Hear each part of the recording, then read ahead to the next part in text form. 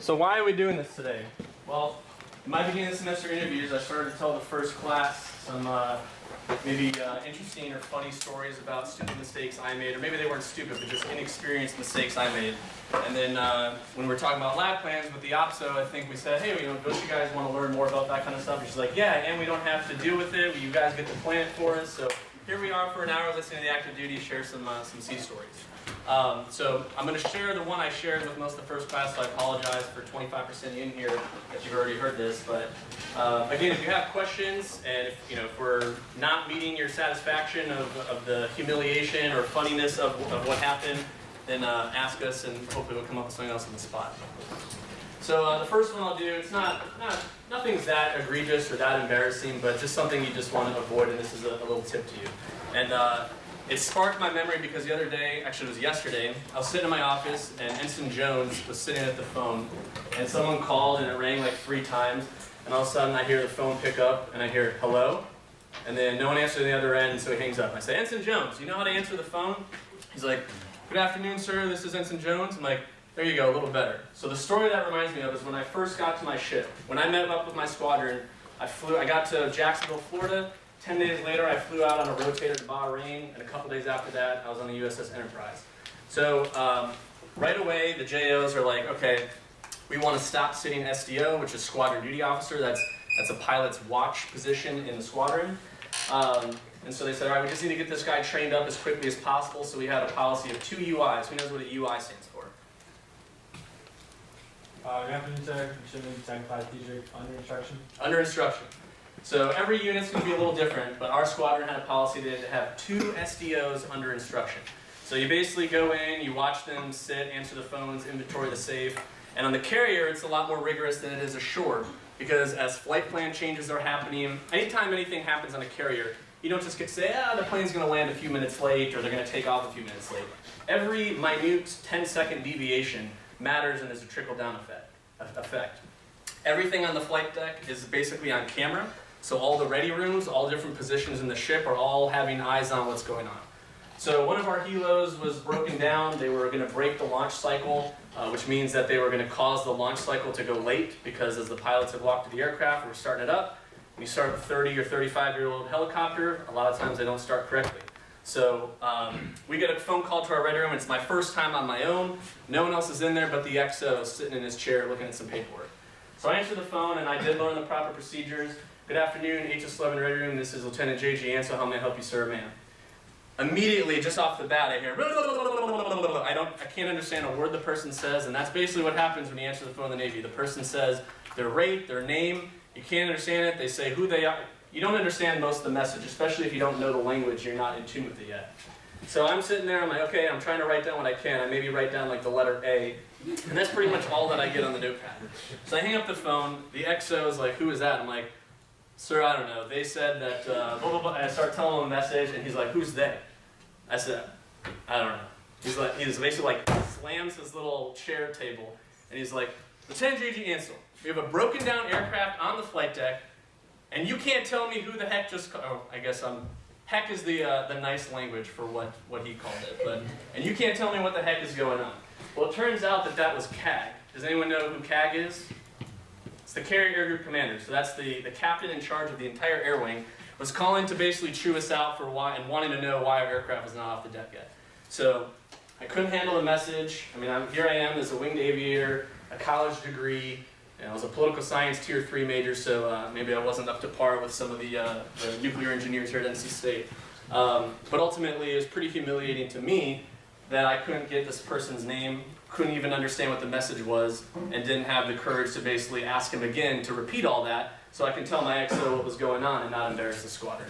So maybe not quite as, it doesn't sound so bad, but I'll tell you it was pretty embarrassing at the time, and I got yelled at by my XO pretty good afterwards, and then had to give a brief on proper answering the phone procedures and message statement.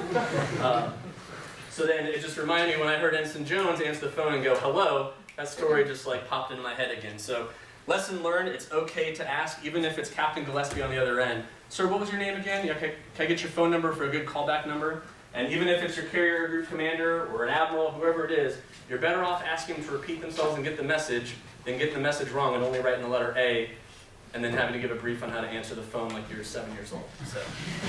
So that's my first lesson learned. Any questions on that? Okay. Second one, not necessarily a lesson learned, but maybe just some good experience. So also, I just showed up to the ship, brand new JG, and thankfully before I got there, I did a little homework, and I looked up online the squadron website. So I got to see a picture, because I hadn't seen anyone before, because I came right from the FRS and met the squadron on deployment. So I looked up online, I saw a picture of who my CO and XO were, because it was posted on their website. So when I get there, JOPA, does everyone know what JOPA is? Junior Officer Protection Association. So that's what they call the JOs in any kind of unit, whether it's a ship or a squadron. And JOPA is supposed to unite and band together and basically look out for each other, but they also play a lot of pranks on each other. So as soon as I get to the ship, I knew that there was going to be some, I won't call it hazing, but there's going to be some kind of prank played on us. And sure enough, they tried to pose one of the senior, older-looking JOs as the CO. So they gave him the CO's name tape to put on his flight suit. They had him sitting in the front of the ready room in the CO's chair, and he was sitting there trying to do like my check-in interview and stuff like that, and kind of just asking me some ridiculous questions. So I had a choice to make to say, no, I know you're not the CO, like, where's the CO, and kind of set my reputation up that way, or I could play along. So I'll ask you guys, what do you think you would have done in that situation? Would you play along, or would you step up to them and say, no, I know you're not really the CO, I know you guys are joking with me. What would you guys do? Play along. Play along. Play along, exactly what I chose to do. So, great lesson learned, play along. Even afterwards, they had their fun with it. Didn't really embarrass me that much. But you never know what you're going to go through. Obviously, you need to know where to draw the line if there is any actual hazing going on. But I could have set my reputation up pretty bad if I just walked in there day one and was sitting there like, no, I know you're not the CO, you guys are just joking with me. Because we had future JOs checking after me that had that mentality, and the next couple of years didn't necessarily go so hot for them. So, and then the story that I told most of the first class already, I was maybe a mid-level, I was a senior JG about to put on lieutenant, and by that point I put on lieutenant kind of midway into my division officer tour with the line division, which is a maintenance division in the squadron. So I had just taken over that division. We were getting ready for AMI, which is an aviation maintenance inspection. And so a very big deal in the program, kind of like how we have an inspection coming up next spring for basically our whole program. But this is what can shut down in a squadron if their maintenance procedures and practices are not going according to what the regulations say. So two different scenarios here. So one, with this group, I go down there and I have a very tough chief. She is very adamant about making sure they're there on time. Everyone's working hard. She's not afraid to give you a piece of her mind. But ultimately, I was finding that they weren't necessarily going according to all the procedures, and they were taking some shortcuts. So when I first checked in, you have to audit all your programs within 30 days. So what did I do? 10 JG Ansels goes up to Chief and says, hey Chief, are we doing all this stuff right? I hadn't even heard of what 99% of the stuff on that audit were, because as a pilot, you don't necessarily understand all the maintenance programs. So she sits down with me and looks at me like, yeah, sir, we're doing that. So I check it off and I turn it into QA department. I'm like, we're good to go. Yep, we got our audit's complete. Every program's inspects. And then QA, Quality Assurance Department, does random spot checks. So we found out that like maybe 9 out of every 10 check marks that I said, yes, we're in compliance with, we're not. So then I have to spend the next couple months actually figuring out what all this stuff is, going through the motions. So the lesson learned from that is don't just go ask one person and ask the chief, hey, are we doing everything right? Because most of the time they're going to tell you yes. What you have to do, and what I learned, is I went down to my E2 or my E1 or my E3 doing the maintenance, and I said, hey, show me what you're doing here. And they're like, oh yeah, sir, I'm taking a fuel sample. I'm like, okay, well first of all, where's your PPE? My what? PPE? Sir, I didn't even know what that was. Now he was pretty new, I'll give him that. But ultimately, why was he not having someone watching him take it if he was that new? How the heck do you not know what PPE stands for? And I said, where's your tough book? Where's basically the pub? It's like a laptop computer they have to bring out. And anytime you do maintenance on an aircraft, you have to have the publication coming. It's like a pilot going in the cockpit with no checklist. So, never had been told that he had to do that. So, where do you learn your lessons? How do you learn what's actually going down? You got to get out there, get into your shops, and actually ask the people doing the work, not just the senior leadership, are we doing everything right? So, not necessarily embarrassing or humiliating story, but just another good lesson learned there is when we tell you get down there and go out and see your people, do it because you're actually going to find out what's going right and what's going wrong. Maybe a little funnier story, and maybe not funny at 15:30 in the afternoon. So I had taken over the aircrew division as a junior pilot in the squadron as well. So the aircrew is a unique bunch in a helicopter squadron. They're usually more senior in terms of age. They're more in close to age of the JOs. They are much more comfortable around officers because they're with them all the time. We have briefs with them all the time. We have 3.5-hour flights with them. There's definitely a much lower amount of respect that the aircrew show officers than any of your average maintenance divisions. And that's also because of the culture you build. You know, their life is just as important as your life. So when you're sitting there giving an ATOPS brief and you talk about CRM, which is crew resource management, the first thing you say is there's no rank in the cockpit. That means E3 or AWR3 can basically tell the commanding officer, you know, scream to him in the ICS, you know, come right, turn right.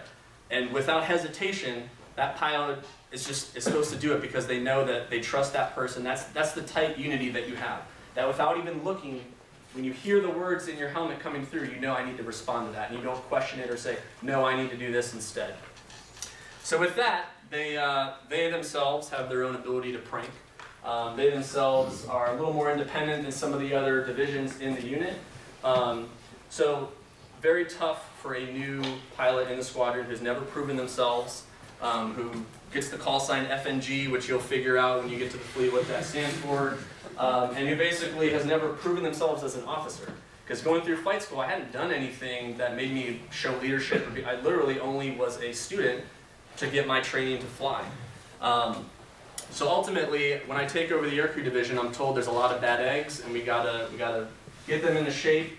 You know, there's 6 months left of deployment, and you know we need to stop kind of the disrespect they're showing to officers, showing up late to briefs, all that stuff. So I'm sitting there, I'm getting pumped up, I'm thinking like, what would gunnery sergeant tell me right now? Like I gotta go in there and I gotta give them the knife hands and stuff like that. So I go to my chief, I said, we need to get everyone in the shop. You know, we're gonna get this done, and everyone. So I never thought once, what the heck am I gonna say when I'm standing in front of them? Like I'm gonna tell them what my expectations are.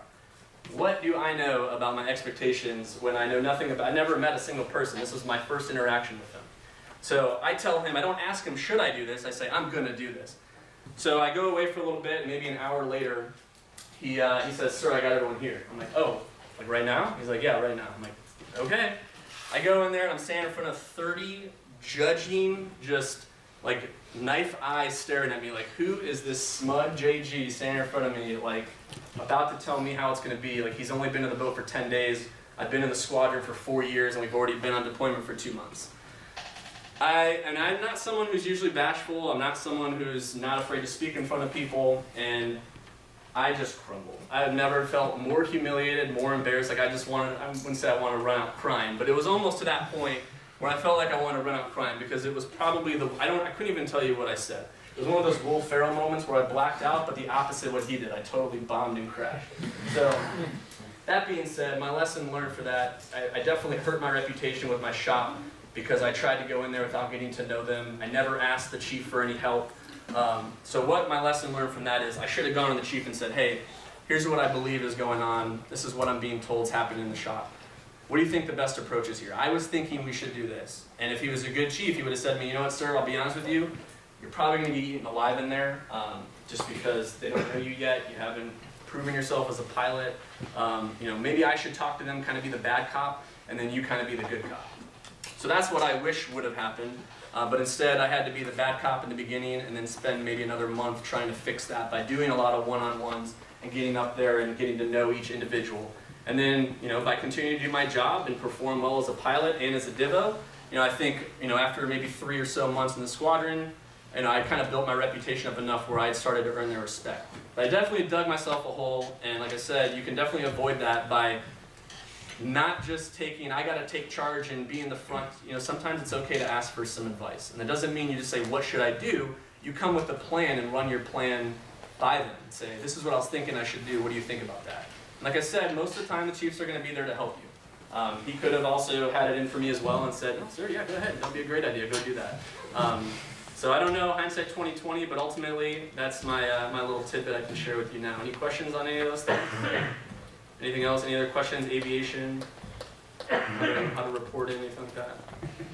Okay. That's all I got. Thanks.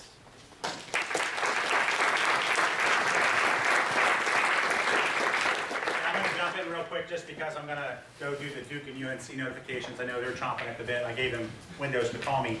All the first class have been notified here at NC State. So, last time this came out kind of after hours, and so I ended up calling everyone on the phone. Actually, it was kind of amusing because one person called me, said, "Sir, this is Midshipman Smith. What's my service assignment?" I'm like, "Congratulations, you're a pilot." He goes, "Oh, that's great, thanks. Hey, Midshipman Jones is here." And so they had like this circle of midshipmen in the wardroom, and like handing the phone around. I'm like, "Okay, as long as you guys know, I might not be delivering good news." So, but unfortunately, it was good news for everyone in that circle of the phone. So now that I've told everyone, Miss Al-Saeed's going to be a SWO nuke, Miss Alston's a SWO, Miss Barron's a SWO, Mr. Blenn's a naval flight officer, Miss Bushman's submarines, Captain Bianco is a SWO, Mr. Caparelli's a pilot. Mr. Cuddy, he knew this already, he's a SWO nuke. Mr. DeLucia already knew he was a submariner. Mr. Ferris is a naval flight officer. Mr. Jankowski is a pilot. Mr. McGinnis is a SWO. Mr. Medlin's going to be a submarine officer. Mr. Mills is a naval flight officer. Mr. Moffat's a pilot. Mr. Murray's a pilot. Mr. O'Neill's engineering duty officer. So, not many people get special forces stuff. So Mr. O'Neill got through the EOD pipeline. Through the other EOD. EOD, not EDO. Did I say EOD or? You said EDO. It's because engineering is just the core. Is that the absolute core of my We should all want to be engineers. It's coming out my pores if you didn't see it. Yeah, EOD. Yeah. A little bit more dangerous than EDO. So EOD. Sorry about that. Thank you for correcting me. Mr. Scatelli's a pilot. Ms. Rodriguez is a SWO. Mr. Rowe is a pilot. Ms. Satterwhite's a SWO. Ms. Sheehan, as expected, a SWO nuke. Ms. Spaeth is a SWO engineering. So she's an EDO. Got it right. Mr. Taylor's an NFO. Mr. Vise is a SWO. And Mr. Boo is a SWO engineering. Engineering. And Mr. Waring is expected as a SWO nuke. So again, everyone got their first or second choice. Please make sure you congratulate them. I know there's a lot of super happy first class. The lieutenants really have a lot more, current stories than I have. Back when there's no more wooden ships around, so I'm not sure my JO lessons would apply. But as Mr. Ansel said, expect to embarrass yourself somehow when you get on board. I checked on as an ensign, so they hadn't seen an ensign in like forever, so I was like a novelty. They wanted to poke at me. Are you real? Those of you who've been on a sub cruise, you know how tight the racks are, right? So I propped the pillow under my head when I went to bed, was reading a book, I sneezed, cut my forehead open on the light.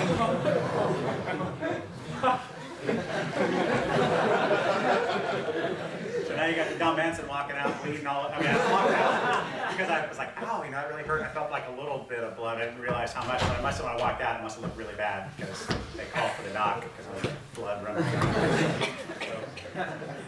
So that's the least of it. At least that looks cool. But then with the Band-Aid on your forehead, that's totally less cool. So you're going to do something to embarrass yourself. My CO, when I checked on board, he goes, "Gillespie, how old are you?" Because I look pretty young, just like now. He goes, "How old are you?" I said, "I'm 22, sir." And he goes, "Damn, my mustache is older than you are." So that might happen to you. Back then we didn't have Facebook and internet connectivity from sea, which is nice now. Satellite communications, lot better opportunity to connect with your family. So Navy, Marine Corps has improved a lot in that respect. I think you will enjoy that quite a bit. Back then they only had these little things called familygrams where you could write these 50-word messages you could send. Little did I know that it was for my wife to send to me. So I had them on board with me on the deployment. So they did her no good. So she wasn't actually able to communicate with me because I took the familygrams to sea with me. So when you're a leader, don't assume that your junior people know everything. You want to talk them through it, make sure they understand the aspects of deployment. So those are kind of the little funny, embarrassing things. Expect yourself expect you to embarrass something, just roll with it, just have fun with it. It'll work out. On the more serious side, hey, your signature means something. You're going to sign a lot of stuff as a division officer. Your signature means something. You're going to sign it on preventive maintenance records. As Mr. Ansel said, you're signing it off on doing checks, programs and stuff. You're not going to know everything. You're just not going to know it. But you can read. You can read. You are college graduates. Okay?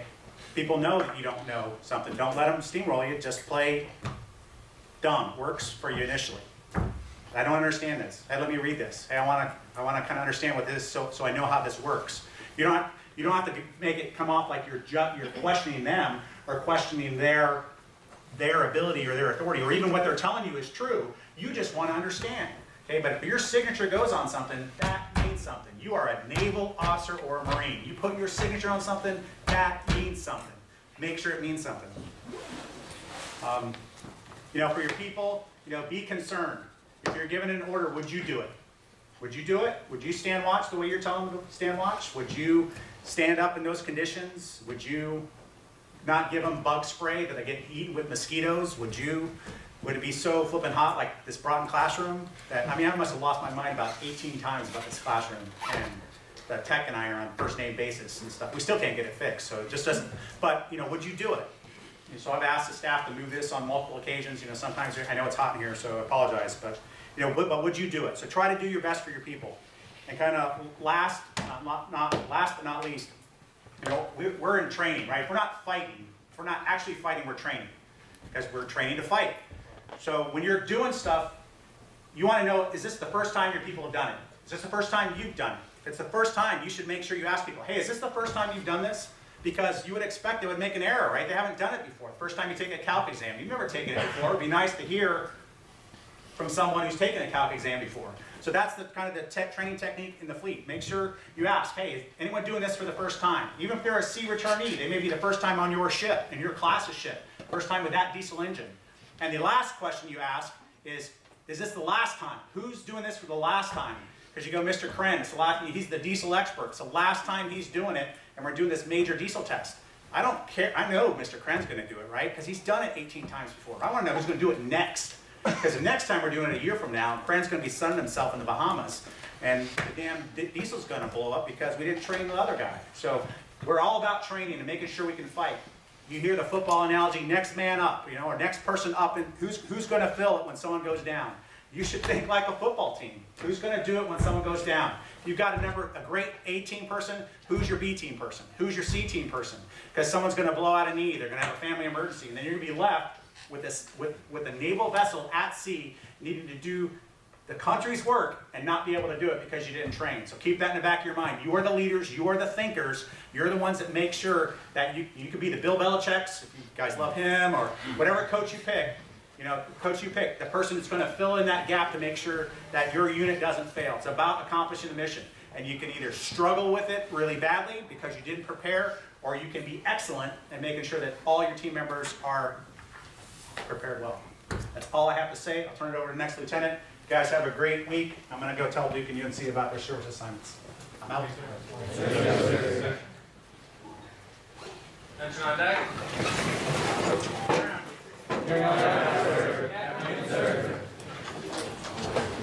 Alright. I swear to God, I did not spike anyone's drink. You heard that many swows were made, and I'm happy they're going to go do good things. So stand by for ship selection for December. Stand by for ship selection in February. It's an exciting time. So when Lieutenant Ansel started talking about this, I started looking back at my first tour, and then I looked further back to OCS. OCS was that's the commissioning source I went through. I was a little apprehensive about having a camera on for all these stories, but it's all right. I cleaned them up. So I go to OCS, and to get into OCS, you go through this board. You're selected. It's an exciting time, much like today. I get to OCS. I'm in physical shape. I'm ready to go. Then they start getting into these marine room locker inspections, okay? So these are these high detailed, did you read the instruction? Did you put your belt buckle 2 centimeters away from the edge of the table? Are your trousers folded like this? You get the idea. I spend all night working on this. and I come in there and they start PTing you, and they start having you to do codes of conduct and all that stuff. They hurricane my room and then tell me I failed. I'm like, goddamn, I never failed anything before? Okay, that's a shot in the pants. All right. Not only did you fail and you have to do it again though, you have to go see the commander. So I go see the commander, I do like the whole room entry thing, mess that up like 3 times, and then he assigns me 50 marching tours. I'm like, this is a 12-week program. How am I going to do 50 marching tours? So you do them 3 hours a night, that's the answer, right? So 3 hours a night, you walk around, and you rotate around the gym with your rifle. And then every hour they switch you around the other one. So the whole time I'm doing these marching tours, I'm like, I got to get back to prep for the next room locker inspection. I prep all night. I'm like, I got it. They want to bust my confidence down. No worries. Good to go. I got my ruler. Come in there. Fail. What? Go see the commander. Go see the commander. 50 marching tours. On top? On top of what I had. Yes. Okay, aye, sir. I'm going to fail the OCS. So, what did I do? I say this to you guys, get with people who are good at stuff, right? I met a Marine, prior Marine, Alex Lifachuk. He's my boy. He's a SWO IP. And photographic memory, this guy helped me get that instruction down, okay? I met this guy, and if you're first class, second class, you probably heard me talk about him. This guy, Lacey Ford from Tata, Georgia, and he was a prior IT1. What he would say, I mean, he'd be like, you're going to be all right, man. You're going to be all right. Everything's going to be fine. He was lying to you. Everything was not going to be fine. But he gave me some confidence. He helped me get my stuff together. Third time comes around, I pass it, I move forward, good to go. Okay? Make it through OCS, obviously. So, when you guys are failing at PT, you're failing at physics, you're failing at stuff like that, remember, it can always be worse, right? It can always be worse, but you got to find those people. You got to find the Lacey Fords. You got to come talk to me, and I'll tell you it's going to be all right. It's probably not, but I'll tell you it's going to be all right. All right? And you'll get through it. If you don't have that little fire in the belly, you're going to come across a lot of stuff that's going to keep knocking you down. All right? So you guys will get through it, and we don't assign that many marching tours here. Okay? Finally get to the ship. Okay. It's me. I'm on a ship for a couple months, and I got my buddy graduates from the academy, comes to the ship, and he's pretty laid back. And so we have in-serve coming up. Anyone know what in-serve is? What you got, Mr. Taylor? Good afternoon, sir. Richard First Class Taylor, Inspection and Surveillance. Yeah, exactly. So it's a big 5-year inspection. It's killer, right? So they look at everything. How many light bulbs you got? How many screws in the deck plates? So we had this huge ammo handling hoist, okay? Swings torpedoes over the side. And my buddy is running the station to make sure that this is okay. Well, he can't find the bolts. And there's 4 bolts to tie down this hoist. Does everyone understand what I'm saying? Imagine you're just looking for 4 bolts. That's all you're looking for. Can't find it. In-serve's right around the corner. High stress situation. Seaman comes up, goes, sir, I got bolts that kind of fit. And you know what? I'll make them fit. I wasn't there, but this is, you know. So the ensign goes, do that. Make that happen. Kid goes down to the shop, and they start sawing these bolts down. Now it's ammo handling gear, right? If it ain't right, man, you're going to kill someone. Thank God the DCA at the time saw the seaman cutting these bolts down, and then realized, hey, what were those for? They're for the ammo handling pins. Bam, masked that day, right up the chain. So inadvertently, without knowing, the ensign actually got himself put in mast. I mean, I never saw it, like he was on board like 2 weeks, went to mast. And then, pretty crazy. And then the seaman went to mast. He was a GM3, became a seaman. So inadvertently, the GM3 was doing something wrong. Ensign went along with it. Similar story to Lieutenant Ansel. So be careful, right? The ensign doesn't get in that much trouble. You guys will be okay. But your people's pockets, your people's chances for advancement can just go away like that if you make a mistake like that. All right? So if it doesn't sound right, chances are it's not right. And in a big ass inspection like that, they're gonna find out that it isn't. And then who did this, okay? So just keep an eye on that. So, in weapons department, and I'll wrap it up here. In weapons department, you do gun shoots, all right? And we had CO had a bad taste in his mouth from everything that was going on. So we're doing a gun shoot off the back end of the ship, and we're shooting, and we have a stern light, okay? Stern light, everyone know what a stern light is? Basically so you can see, right, from behind the ship. Very important piece of navigation equipment. A dude shoots the stern light. The target was up here, and he shoots the stern light. So my department head at the time is like, "Oh, that's okay, James. Go tell the captain." I'm like, "Tell the captain?" Okay, so I go tell the captain. I walk up there. He's a fire breather. And he's like, "How is this possible? That person can never shoot again. You're kidding me? How you gonna get fixed?" You know, gives me the riot act. I'm like, "Oh my god." Okay, so I get slayed. And I get pretty upset. I got pretty upset about it because I was like, knew enough. I was like, this department head, man, you know, kind of set me up, fed me to the wolves. Okay, I got you. That's fine. All right, so gun shoot the next day. I get 2 4x4s. Put them in front of this light. And you know where this is going? They shot out the damn light again. Through the 2 4x4s. Go up and tell the captain again. He's gonna shoot me. Who was standing there was another department head who I ended up working for. And he goes, "What's going on, man?" I was like, "Sir, we shot out the stern light twice in 2 days." And he was the engineering officer, so he had to replace the stern light. He's like, "I got you, man." And I was like, "I gotta tell the captain." He's like, "No, I got you." So I went back down. He's like, "You know, my guys will be down there in a little bit." So what he did, he went in there, took the beating a little bit, but he had a plan. He was a little bit more seasoned. And I think I took that you guys are always going to be okay. The officer's going to be okay. Don't let your junior sailors take an unnecessary beating. They don't have to. Okay? Just take it. You'll be fine. You can move on. You guys have more capital built up than a junior person. If I only get to see Mr. Hankel once every navigation brief, if I only get to see him once every blue moon during sweepers, I don't know him that well, right? But you're going to have a lot more interaction with the captain and department head. You have more stuff to you have more capital with them. Does everyone understand that? Yes, sir. So that's all I got. Any other questions? Throwing stuff all over the place? All right. That's all.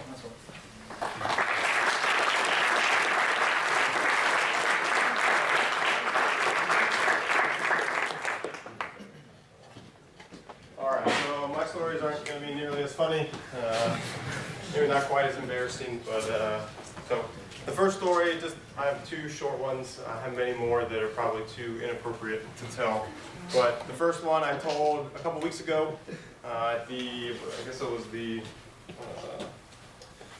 what do we call the Officer O-Club thing that we did a couple weeks ago in Tally. So I was new, I guess I had just made JG. Just finished qualifying engineer officer watch, engineering duty officer, which on submarine is the first thing you qualify so that you can supervise and stay watch in the engine room. We were in the shipyard, so the boat was in a very crazy, weird configuration. It had a lot of extra shipyard systems installed. And so we had so I stood a bunch of UIs, like Lieutenant Ansel talked about. So for engine officer watch, I think we had to stay in like 6 or 7, and then I had just gotten back from being underway for 2 months, standing in engine officer watch, and stood pretty much a UI every day for almost 2 months straight. So I felt confident in my ability and that I had learned enough to operate the plant and be safe. So I think it was my second actual duty day as engineering duty officer.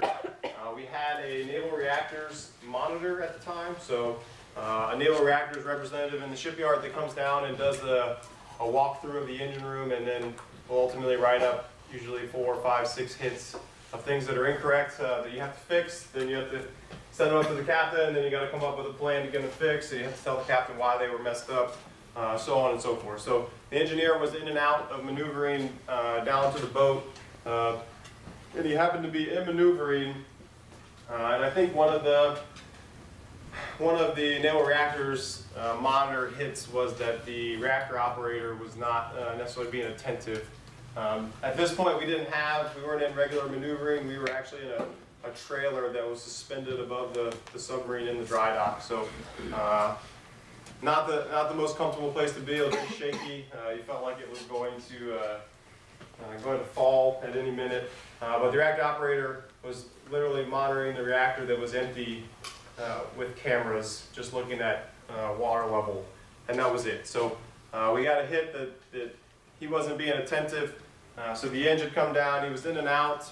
And then at one point when he was in maneuvering, the engineering duty petty officer, who is the senior enlisted watchstander on the duty section, called to maneuvering to cycle one of the temporary steam generator valves that we had to cycle daily because of the extra system we had set up on the steam generators. I had stood so many UIs and had learned enough of the systems that I just knew that it was one thing, we did it every day. It was just something that was on the daily checklist that we had to do as engineering duty officer. So when he called up, I said, very well, engineering duty officer, cycle temporary steam generator valve. In the nuclear Navy, everything that you do is by the book, by a procedure, and there's no way around it, there's no getting around it, no questions asked. So the engineer heard that. The next question he asked to me about 2 seconds later was, what procedure are you in? Why are you cycling that valve? And I was like, Lieutenant JG shrug. I know we do it every day. It's just what we do. And so he said, okay, very well. And he went back to the boat, or back to the barge. I thought everything was okay. And then about 20 minutes later, one of the other JGs on the boat came down. He said, I'm here to relieve you. The engine wants to see you in his office. So I was like, oh, all right, this is great. Second watch, I already got relieved. Gonna go see the eng. And then they also at the same time sent down a relief reactor operator to relieve the reactor operator, who went up with me to go see the eng. And so I went to see the eng. He basically told me all the things that you would expect him to tell me, that ultimately I'm in charge in the engine room.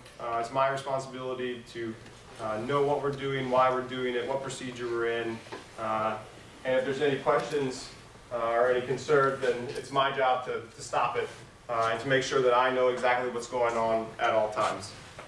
So I did the upgrade. I think he assigned me one other thing to do, and then I went back down and relieved after about an hour, 2 hours off watch or so.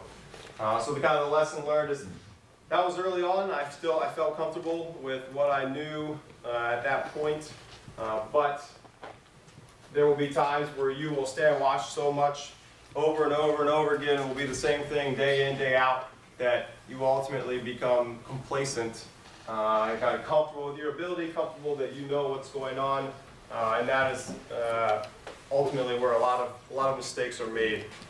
So that was my one and only time of getting relieved. I didn't actually, I escaped my sea tour without getting removed from watch standing, which would be having to requalify. I just got relieved for a couple hours to go see the eng and get upgraded so that I could stand watch correctly. The other story is watch related. This one was a much later on. I think I was the second most senior JO on the boat. I was standing ship's duty officer up forward. We were closer to getting out of the shipyard, and the missile techs were doing around-the-clock maintenance and testing for, I think it was something like 20 or 30 days straight. So they were doing testing and maintenance through the night, and so as a duty officer, you do normally a 1 o'clock in the morning tour every duty day. So it's the balance of being as efficient as possible so you can go back to sleep, but also being as thorough as possible, and reviewing everything that you need to review and seeing and doing a full walkthrough around the boat. So I'm doing my tour. It usually takes 10 minutes or so to kind of get fully woken up while you're walking around. I passed the missile tech chief who was supervising all their night shift. He had told me that they were doing some maintenance and testing.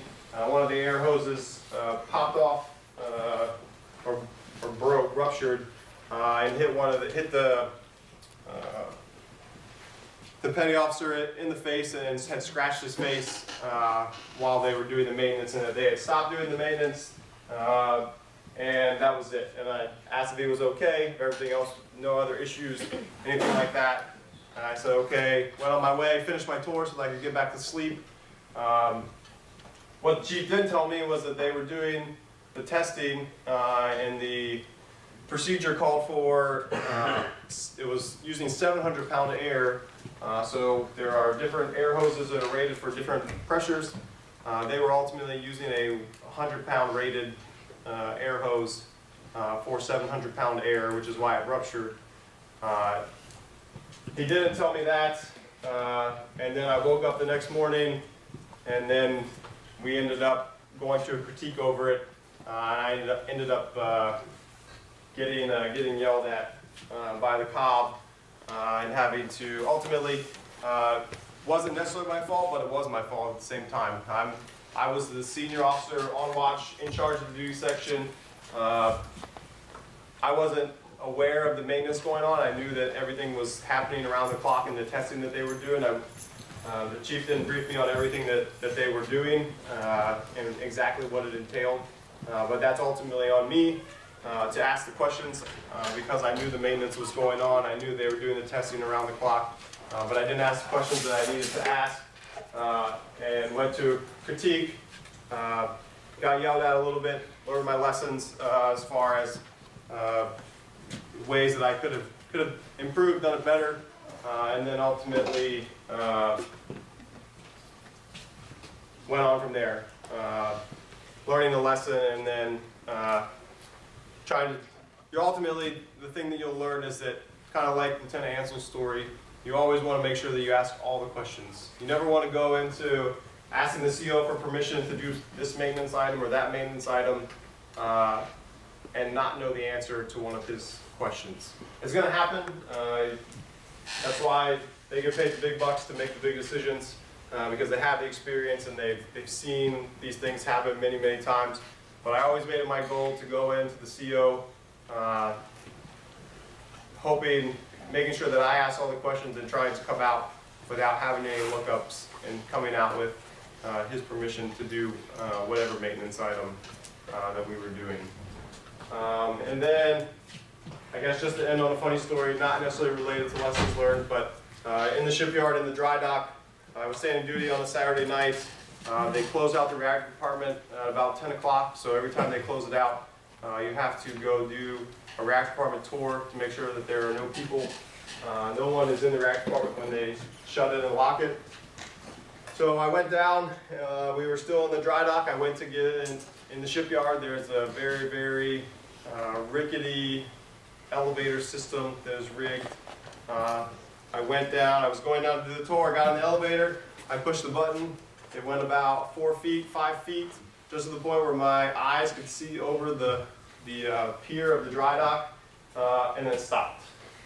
So 9 o'clock, 10 o'clock on a Saturday night, there's no one around in the shipyard. I have my cell phone, I'm trying to call the barge, I'm trying to call anyone that'll answer a phone to come get me out of this elevator.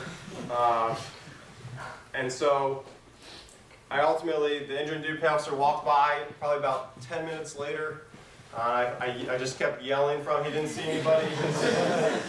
I just kept yelling for him until he finally realized that I was in the elevator and that's where the noise was coming from.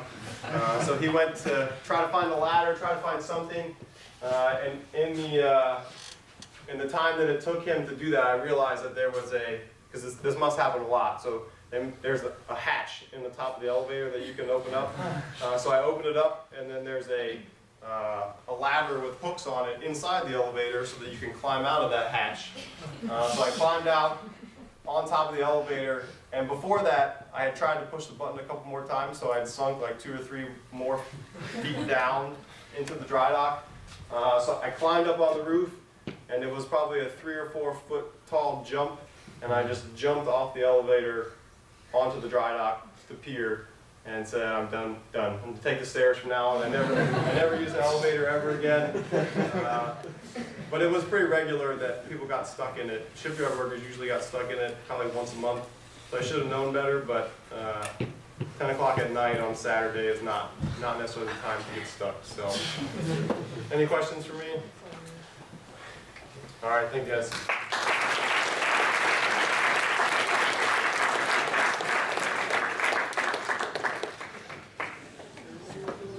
For those that don't know me, I'm Lieutenant Scalabrino, and I don't make mistakes, so I'll tell other people stories instead. That's a joke itself.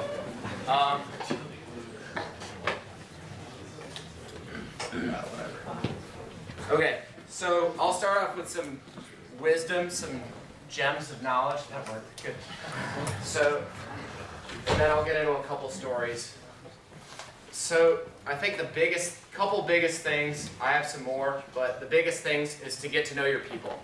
So the people that work for you, the people that you work with as well.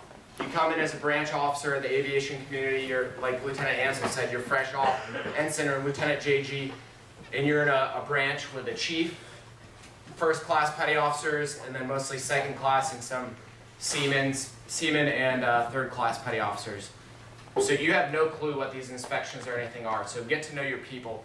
If you get to talk to them, know what their hometown is, know if they have kids, know where their family is at, the health of their family, so you can talk to them about it, pray about it with them, for them. The more you get to know those people, the harder they'll work for you. You don't know everything about those inspections. You're not. You take the time to read it, check the items, actually go to the places and learn from his mistakes, go to the places and see, hey, are these binders actually in alphabetical order? Don't just take somebody's word for it because it's your butt on the line too. But if you're knowing them, getting the time to know what they do, what they appreciate and do, they'll work harder for you. And that will be a reliever of stress on you so you don't have to work as hard. So work smarter, not harder, right? That's the best way to do it. They will go to bat for you 9 times out of 10 if they know you and they get to know you, they like you. And as Lieutenant Schwannis said, he was throwing the academy guys under the bus. Those people out in the fleet, I guess we get a bad rep, but I was leaving the squadron and one of the guys said, "Where'd you go to school, sir?" He said, I said the Naval Academy. He goes, "Oh wow, I never knew that. I didn't expect that." So, which is, it's good, but it's bad that my school gets a bad rep, but it was good. And that made me feel loved in the squadron, that they appreciated me and respected me. So that goes a long way. Another good thing for the leadership perspective is know the job, of course, of the people around you so you can step up, like Captain Gillespie said, but also know what the job of the person above you is. Know what you're expected to know next. Because nobody told me this. And I always work hard, I want to do well at my job, but I didn't expect that meant, okay, when I'm a 2P, I need to be doing the things a patrol plane commander or somebody signing for the aircraft.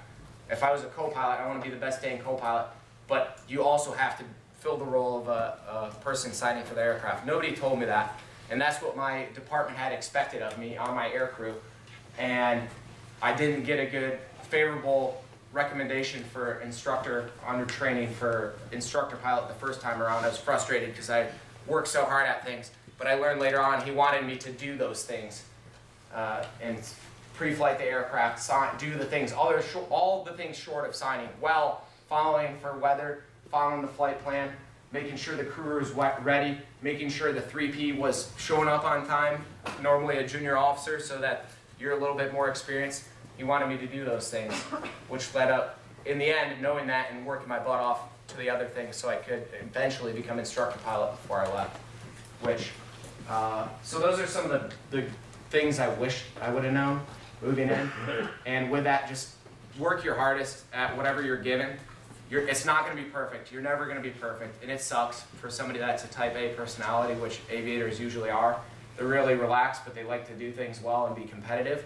So it sucks when you get something back that's not perfect, but you just got to keep working hard. and rely on your chiefs, rely on the people around you. That's the biggest thing too. Know your people, but your chiefs will save you from everything. I had a good relationship with the goat locker or the chief's mess, and they really went to bat for me if something was wrong. They stepped up and said, hey, no, we have it, or just said, no, Lieutenant Scalbrino has already handled that, or something like that. So even if you weren't thinking of it, because you're trying so hard, you'll miss things. And they'll try to screw with you too, and they'll try to do something that'll mess you up and make you look bad, but that's inevitable. People are human beings, so treat others how you want to be treated, is what I say. And I'll say a story about another kid. It was pretty funny, but not funny when it happened because they were kind of pissed off at him. So NFOs, I like to pick on NFOs.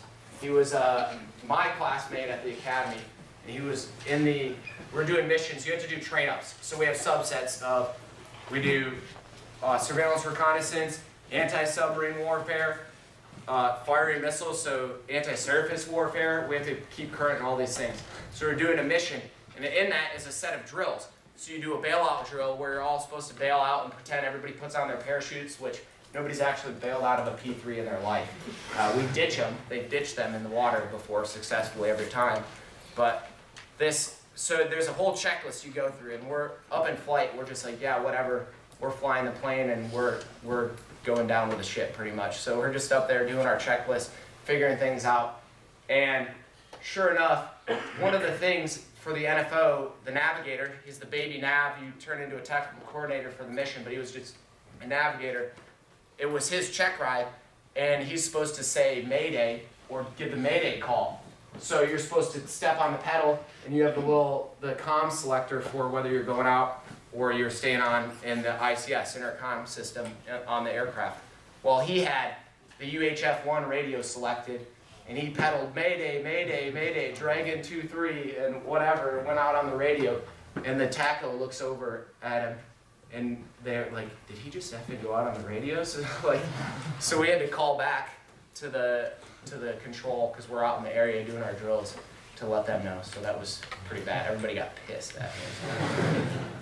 And another time, the same kid, they were doing a mission out, anti-submarine warfare out in, where was it? Iceland? I think they were flying out of Iceland. And one of the jobs of the nav is to give the longest distance from home, because if you're going there, you need to have fuel to get back from that point.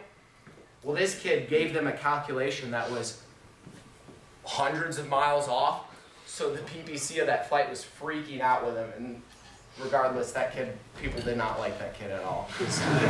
I mean, you're supposed to, as a pilot, you do it as a pilot, and they should have backed them up. I get on them for not backing themselves up. Always do your job, and the person's, don't take things for granted. You should know as an aircraft commander if you have enough fuel to get back, and charting it out too. But if they hadn't figured that out sooner, they wouldn't have been able to get back. They had to loiter an engine to get back and everything. So,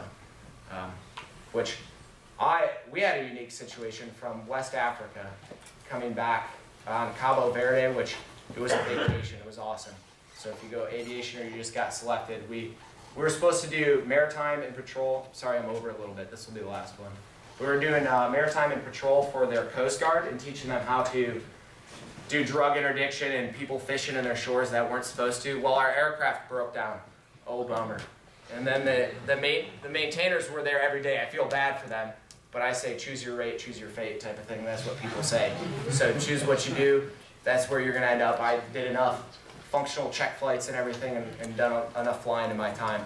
So we were sitting there pretty much every day, out on all-inclusive, drinks included, and Capri Suns for you under 21ers were included too. So we had a good time there, but when we were leaving, we tried to do the fuel planning. West Africa and the east coast of the United States. What's in between there? Yeah, the Atlantic Ocean, but is there anything in between? Only one specific island called Bermuda, which a lot of people disappear, by the way. So we're flying back. Everybody else had a fuel up spot when they were coming through Spain or wherever else, but we couldn't go that way. We had enough fuel and we pre-planned it to get there on time with enough fuel. It was just enough. You have to have an on top of enough fuel to go to your alternate, basically with weather in there. I won't get into the details, but we were over Bermuda and everything was on track. And we're so excited after a 7-8 month deployment, got extended out a little bit, and we're just wanting to get home. My wife or fiance at that time was in Florida. We're going to Jax. I was like, let's go to Jax. And our alternate was Pax River in Maryland, which was a little bit closer. So we're like, okay, we'll press. As soon as we pass, maybe like 30 minutes, the winds kick up to 130 knots headwind. So we're sitting there, our fuel planning from 90 or 80 knots, it starts ticking up to 130. Well, we're stubborn, so we keep going to Jackson. I wasn't the patrol plane commander, but I was qualified as one. And my buddy was asking me, what should we do? And I just wanted to see my fiance. So I was like, I think we should just keep pressing. And I had like a couple boxes of wine from Sigonella, so I want to bring those back home. But, so we ended up deciding we should go to PAX. And it saved us maybe a half an hour at that point of travel time. It was that close of a time. We showed up, we're supposed to have 8,000 pounds of fuel. We burn about 4 or 5K of fuel, probably at that point 4,000 pounds of fuel per hour. So, it's just as accurate as they dip. We literally had fuel seeping out of our wings when we took off. So I think we got there with just, I want to say just above 4K, 5K. So, lesson learned, when in doubt, just make the tough decisions, make the tough calls. You have to go with it. You're trained, you have the experience. You just gotta suck it up and not let the circumstances, what you want, dictate that. And I know it wasn't my call, but I should have been more assertive and just thrown those things on the wayside because I had, maintainers and air crew in the back. So it was a light aircraft when we landed. Yeah. And there's some other good stories. I tried to taxi without clearance and everything. They didn't notice though. I was like, yeah, Kaneohe Tower, Dragon 2-3, request taxi as we're passing the tower. Ready to line up on the active.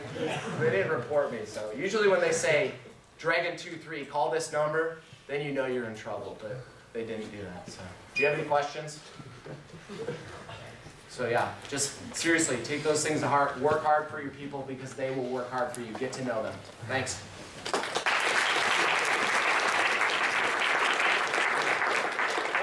First class and second class.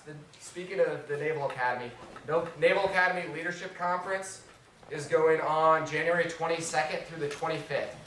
Ensign Jones went last year, so you can talk to him about it. I believe I only have one spot and one alternate spot.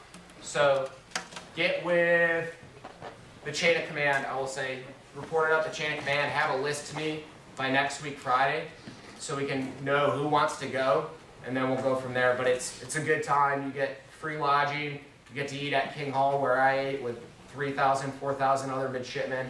You get to go to these speakers, which all the mids will go to one of the speakers at the end in Alumni Hall. So you get to see some people that you won't get to see in your lifetime. When I was there, I believe Henry Kissinger was there at one point, and some other awesome notable speakers. I don't have the lineup for this, but if you want more interest, come see me or Ensign Jones about the details. Thanks. First class and second class only. And one thing I'll close out real quick. So another point of why we're talking to you guys.